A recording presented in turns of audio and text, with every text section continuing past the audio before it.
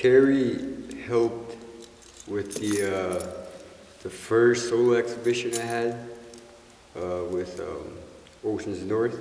I guess they hired Carrie, and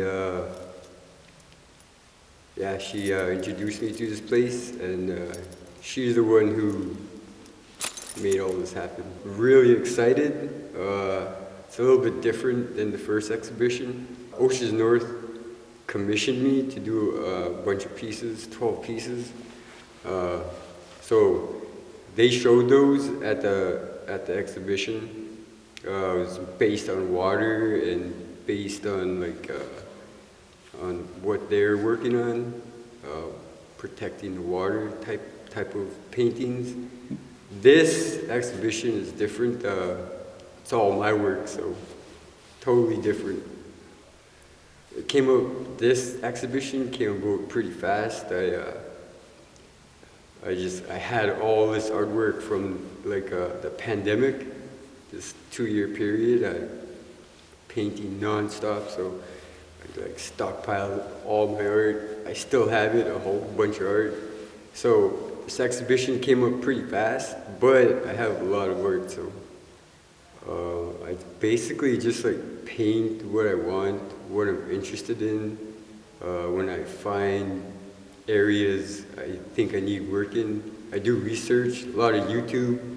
I research different artists and I try to emulate them. So the pros, I really enjoy it. I get to do what I want. And for the cons, I really don't see any. There's areas that I think I need work in, but I'll eventually get there. I love art, first of all, so I love all kinds of art, from way back, Michelangelo, just all the artists everybody loves, Vincent van Gogh. There's artists, I can't pronounce their names, but Norval Morso, I really like him. Jackie Travers, I hope I'm saying her name right. And there's a whole bunch of artists I took from. I studied them. I try to paint like them, just to learn. But yeah, those are the ones that come off the top of my head. There's a whole bunch more, and it never ends. I'm always finding new artists, and I started painting faces. Well, I started painting landscapes, but I eventually started painting faces. So I would just paint people that influenced me, not just influenced me, but I was interested in. So a lot of hip hop art and music is a big part of what I do. I can't paint without music. So a lot of hip hop artists, rock artists, even different artists,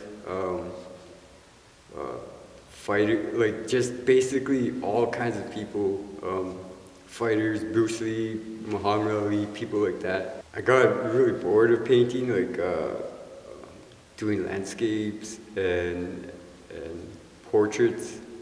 I sort of drifted off into this area where I could just paint what I want, things that ain't real, just to keep stuff new, just to history in general, certain events that happen. I like painting those, and different people from history, artists.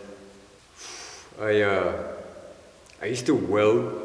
Actually had all kinds of jobs. I was a counselor in Tiruli, a graphic designer, all kinds of different jobs I've had, and I couldn't work. I found out way later in life.